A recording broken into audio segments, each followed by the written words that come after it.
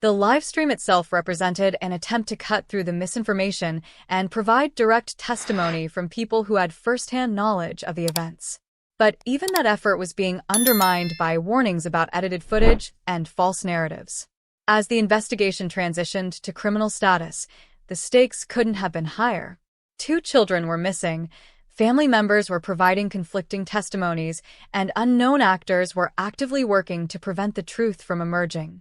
The battle for accurate information was becoming as important as the search for physical evidence, because without reliable information, even the most sophisticated investigation could be led astray by deliberate deception. Stay with us, because what you'll discover next about the conflicting perspectives in this case will show you exactly why the truth has remained so elusive and why someone might want to keep it hidden. What you're about to discover will reveal why this case has been so impossible to solve. But first, if you believe children's lives matter, if you think the truth deserves to be heard, then prove it. Subscribe now. Because every subscriber is a voice demanding justice for Jack and Lilly Sullivan. Because every single piece of evidence, every testimony, and every timeline has been viewed through completely different lenses by people who were living the same events, but experiencing entirely different realities. Logan Mackenzie's unwavering support for Malehya wasn't just friendship loyalty. It represented a completely different interpretation of the same events that others were viewing with suspicion. Logan's perspective revealed how the same facts could be understood in fundamentally different ways. Logan Mackenzie remained steadfast in his support of Malehya throughout the live stream. This wasn't passive support or polite friendship. This was active, public defense during one of the most scrutinized missing children cases in recent memory. Logan's support carried significant risk. Defending someone in a missing children case when public opinion is divided takes courage, because any defense can be interpreted as complicity or obstruction. Yet Logan maintained his position despite the potential consequences. The steadfast nature of his support suggests that Logan's observations of Malehya led him to conclusions that were incompatible with theories of her involvement in the children's disappearance. People don't typically risk their reputations defending someone they believe might have harmed children. But Logan wasn't just offering emotional support. He was providing a different interpretation of the relationship dynamics that others found suspicious. He defended the relationship between Malehya and Daniel, suggesting that their dynamic was more complex than it appeared to outsiders. This defense is crucial because it acknowledges that the relationship had complexities that weren't immediately apparent to people who weren't intimately familiar with the situation. Sometimes what appears dysfunctional to outsiders actually represents a different kind of normal for the people involved. Logan's insight about relationship complexity suggests that judgments about Malehya and Daniel's dynamic were being made based on incomplete understanding of how they actually functioned as a couple and as co-parents. The defense of their relationship dynamic also implies that some of the criticism directed toward Malehya might have been based on misunderstanding the nature of her relationship with Daniel and how they navigated their responsibilities toward the children. Meanwhile, Cheryl was providing her own perspective that painted a different picture of the protective dynamics at play. Cheryl maintained her protective stance toward Malehya. Cheryl's protective stance wasn't just about defending a friend. It was about protecting someone she believed was being unfairly targeted during the most traumatic period of her life. Protective stances typically emerge when someone believes injustice is being done. The fact that multiple people were taking protective stances toward Malehya suggests that those who knew her best were seeing something that contradicted the suspicions being directed toward her by people with less direct knowledge of her character and circumstances. But protection can also complicate investigations, because protective witnesses might withhold information or present overly favorable interpretations of events in order to shield someone they care about from additional scrutiny or blame. The different perspectives weren't just about loyalty or friendship, they represented fundamentally different understandings of the same events. Logan saw relationship complexity where others saw dysfunction. Cheryl saw a devoted mother being unfairly targeted where others saw suspicious behavior patterns. These perspective differences extended to interpretations of Malehya's behavior during the critical time period. Actions that some people viewed as evidence of guilt, others interpreted as normal responses to traumatic circumstances. The challenge for investigators was determining which perspective aligned more closely with objective reality. or whether the truth existed somewhere between the competing interpretations being offered by different witnesses. Logan's continued support also raised questions about what information he might have that led him to maintain confidence in Malehya's innocence. His perspective suggested that he possessed knowledge or insights that weren't being fully communicated to the public or perhaps even to investigators. Cheryl's protective stance similarly implied that her direct observations of Malehya had led her to conclusions that were incompatible with theories of maternal involvement in the children's disappearance. The existence of such strong, competing perspectives meant that every piece of evidence in the case was being interpreted through different frameworks of understanding. What looked suspicious to some appeared innocent to others, and what seemed like evidence of deception to some looked like normal trauma responses to others. The two-sided nature of the story wasn't just about different opinions, it was about different ways of understanding human behavior, relationship dynamics, and the meaning of evidence in traumatic circumstances. As these competing perspectives battled for dominance, the truth about what actually happened to Lilly and Jack Sullivan remained suspended between different versions of reality, each supported by witnesses who were certain their interpretation was correct. If you're struggling to understand how the same events can be interpreted so differently, you'll need to see what we uncover next about the web of contradictions that has made this case nearly impossible to solve. Make sure you're subscribed because the next revelation will show you exactly why the truth has remained so elusive. If you're feeling angry right now, if you're frustrated by the injustice of it all, then channel that energy into action. Subscribe to this channel right now. Because if you won't even click a button to support the search for truth in cases like this, then what does that say about your commitment to justice? And if you're not going to subscribe, then at least tell us why in the comments. What's stopping you from standing up for Jack and Lilly Sullivan? The most terrifying aspect of the Sullivan children case isn't what we know.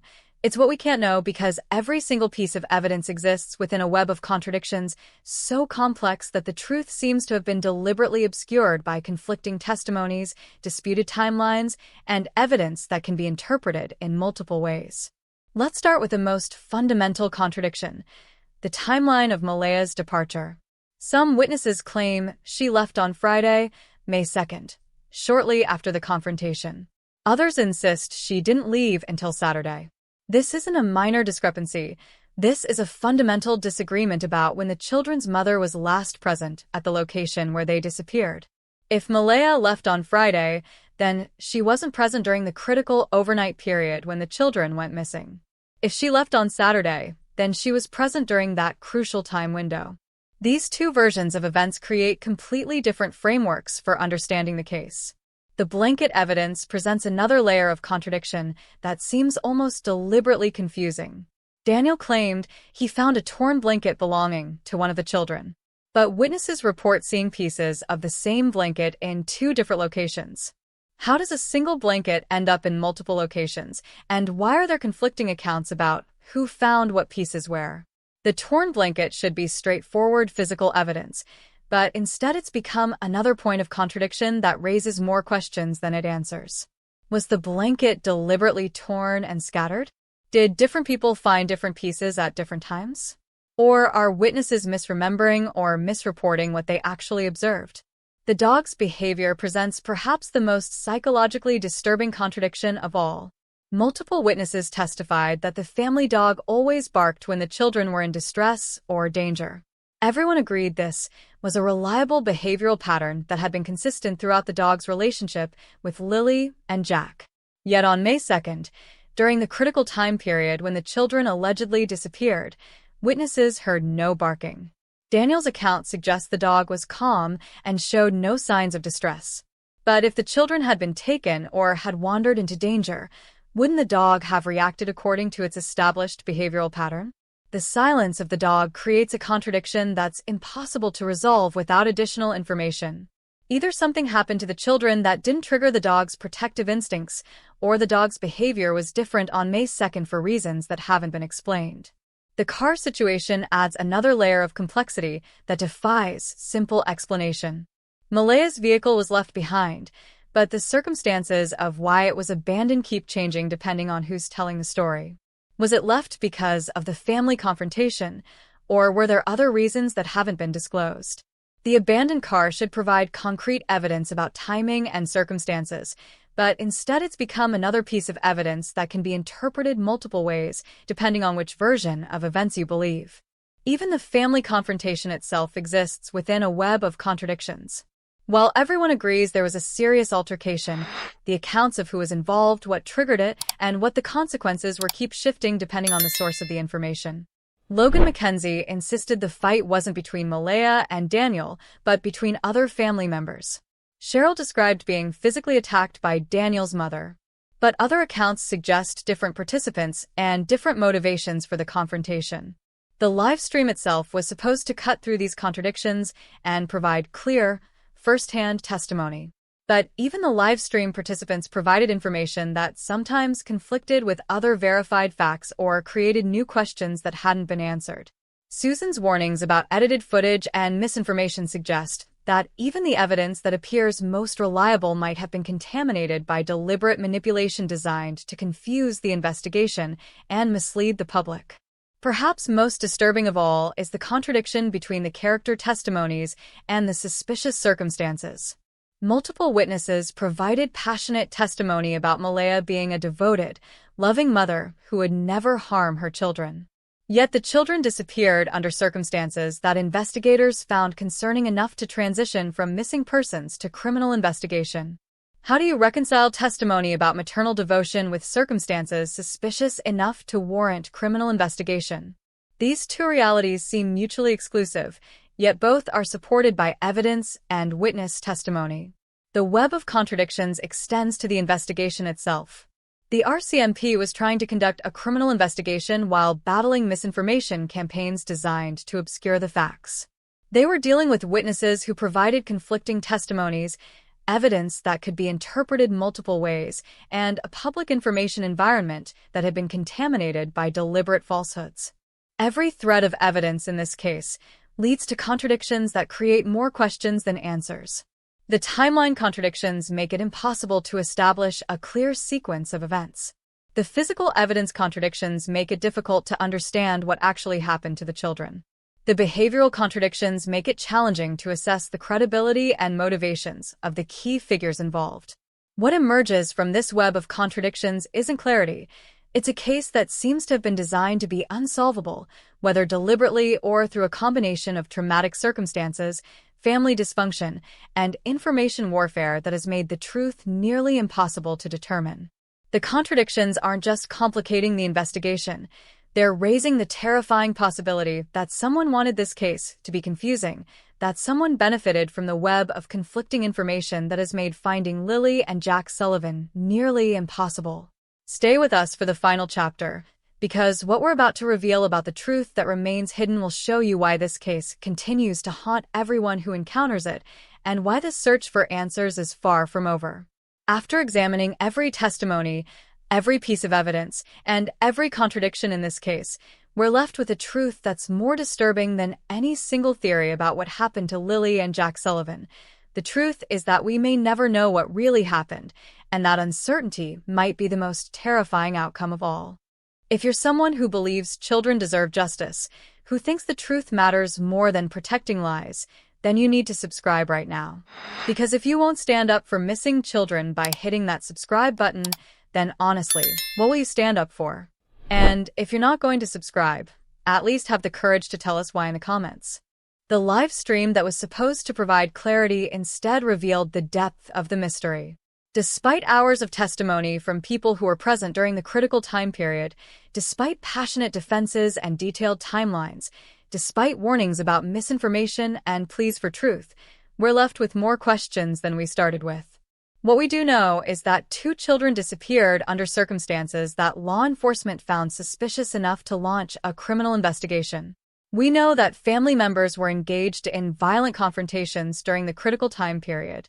We know that witnesses provided contradictory testimonies about crucial details. And we know that someone was actively spreading misinformation to confuse the investigation. But knowing these facts doesn't bring us closer to understanding what actually happened to Lilly and Jack. If anything, the more we learn about this case, the more elusive the truth becomes. The character testimonies about Malehya being a devoted mother are compelling and come from people who had extensive opportunity to observe her parenting. The grandmother's emotional testimony, Cheryl's passionate defense, and Logan's unwavering support all suggest that people who knew Malehya best couldn't reconcile theories of her involvement with their direct observations of her character. Yet the children disappeared, and the circumstances were concerning enough to warrant criminal investigation. These two realities exist simultaneously, creating a contradiction that hasn't been resolved. The timeline discrepancies about when Malehya left, the conflicting accounts about the family confrontation, the mysterious behavior of evidence like the torn blanket, and the silence of the dog during the critical time period all contribute to a case that seems to resist definitive answers. Perhaps the most disturbing aspect of this entire case is the possibility that the web of contradictions wasn't accidental. The deliberate spread of misinformation, the existence of edited footage designed to mislead, and the complex family dynamics that created chaos during the investigation all suggest that someone may have benefited from keeping the truth hidden. The RCMP continues their investigation, but they're working within a contaminated information environment where truth and fiction have become nearly indistinguishable. Every lead they follow exists within a framework of contradictory evidence and conflicting testimonies. The search for Lilly and Jack Sullivan continues, but it's happening in a case where the normal investigative process has been compromised by family warfare, information warfare, and circumstances so complex that even first-hand witnesses can't agree on what they observed. What remains hidden isn't just the location of two missing children, it's the basic truth about what happened on May 2nd and in the days that followed. The hidden truth includes who was present when, what conversations took place, what evidence was discovered where, and most importantly, what happened to Lilly and Jack. The live stream participants believed they were providing clarity, but their testimonies revealed that even people who were present during the events can have radically different understandings of what they witnessed. Truth, in this case, seems to be not a single reality but multiple competing realities that can't be reconciled. The family members who were supposed to be united in searching for the children instead became adversaries who couldn't agree on basic facts about timing, behavior, and evidence. The investigation that should have benefited from family cooperation instead had to navigate family warfare that created additional obstacles to finding the truth. The digital age components of this case, the misinformation campaigns, the edited footage, the social media speculation, have created new categories of obstruction that didn't exist in earlier missing children cases. The truth isn't just hidden, it's being actively obscured by people who may have motivations that aren't immediately apparent. As this case continues, the search for Lilly and Jack Sullivan represents more than just the search for two missing children. It represents a battle between truth and deception, between facts and misinformation, between family loyalty and justice, and between the desire to protect and the need to investigate. The truth that remains hidden may be the most important truth of all, not just what happened to these children, but why the circumstances surrounding their disappearance have become so convoluted that finding that truth seems nearly impossible. Until Lilly and Jack Sullivan are found, until the contradictions are resolved, until someone comes forward with information that cuts through the web of confusion that surrounds this case, the truth will remain hidden, and two children will remain missing in a case that has become as much about the nature of truth itself as it is about finding missing children. Thank you for following Lilly and Jack Sullivan's story to the end. This case represents one of the most complex missing children investigations in recent memory, not just because of what happened, but because of how difficult it's become to determine what actually did happen. If this case moved you, if you believe these children deserve to be found and the truth deserves to be uncovered, hit like and subscribe. We have more stories that deserve to be heard, and more mysteries that need the kind of attention that can only come from people who care about finding the truth. Share your thoughts, your feelings, and your theories in the comments. Do you believe the contradictions in this case are the result of trauma and chaos, or do you think someone deliberately created confusion to hide the truth? What questions do you still have about the evidence? What aspects of the testimonies do you find most credible? Most importantly, if you have any information about what happened to Lilly and Jack Sullivan, contact the Royal Canadian Mounted Police. These children are still missing, their family is still searching, and somewhere someone knows what really happened on May 2nd and in the days that followed. The search for truth continues, and it continues because people like you care enough to keep looking, keep questioning, and keep demanding answers. Lily and Jack Sullivan are still out there somewhere, and they're counting on us not to give up, not to let the contradictions and confusion stop us from searching for the truth that remains hidden. Thank you for watching, thank you for caring, and thank you for refusing to let these children be forgotten. The story isn't over until they're found, and until we know what really happened. Until then, the search continues, and the truth, however hidden it may be, is still out there waiting to be discovered. If you believe children's lives matter, if you think the truth deserves to be heard, then prove it. Subscribe now. Because every subscriber is a voice demanding justice for Jack and Lilly Sullivan.